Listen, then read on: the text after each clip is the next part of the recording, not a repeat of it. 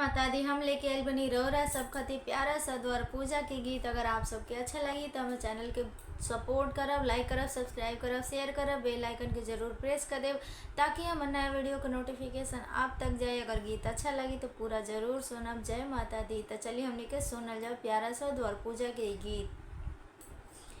गाँव के पूरो बाबा मंदिर उठैले हो, गाँव के पूरो बाबा मंदिर बनवले हो, मंदिर बनवले आना मोलाए लाला, मंदिर उठैले आना मोलाए लाला।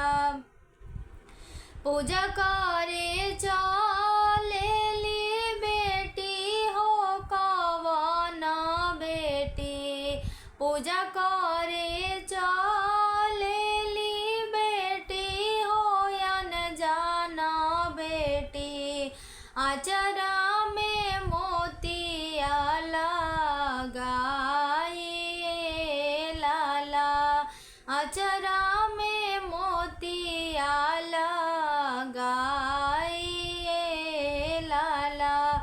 गोड़वा चढ़ल आइले दुल्हा अनजाना दुल्हा, गोड़वा चढ़ल आइले दुल्हा कवन दुल्हा,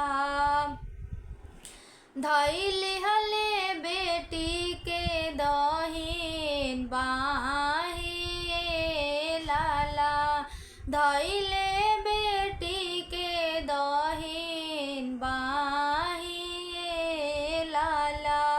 छोड़ा छोड़ा ए दुल्हा हमर दहिन बहिया हो, छोड़ा छोड़ा ए दुल्हा हमर दहिन बहिया हो।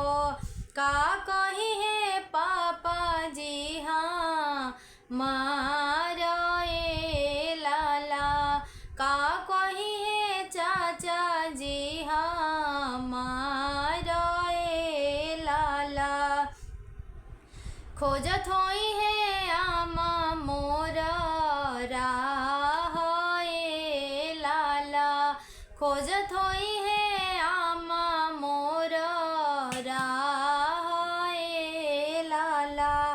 जोहत होई है बतिया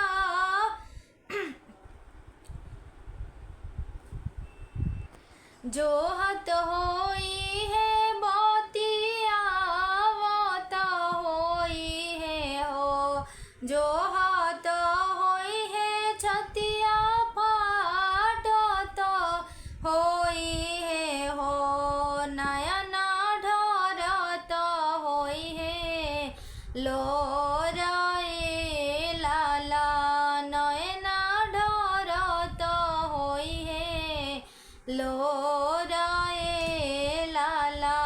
गाँव के पूर्व बाबा मंदिर बनवले हो, गाँव के पूर्व बाबा मंदिर बनवले हो, मंदिर बनवले आना मोलाए लाला, मंदिर बनवले आना मोलाए लाला।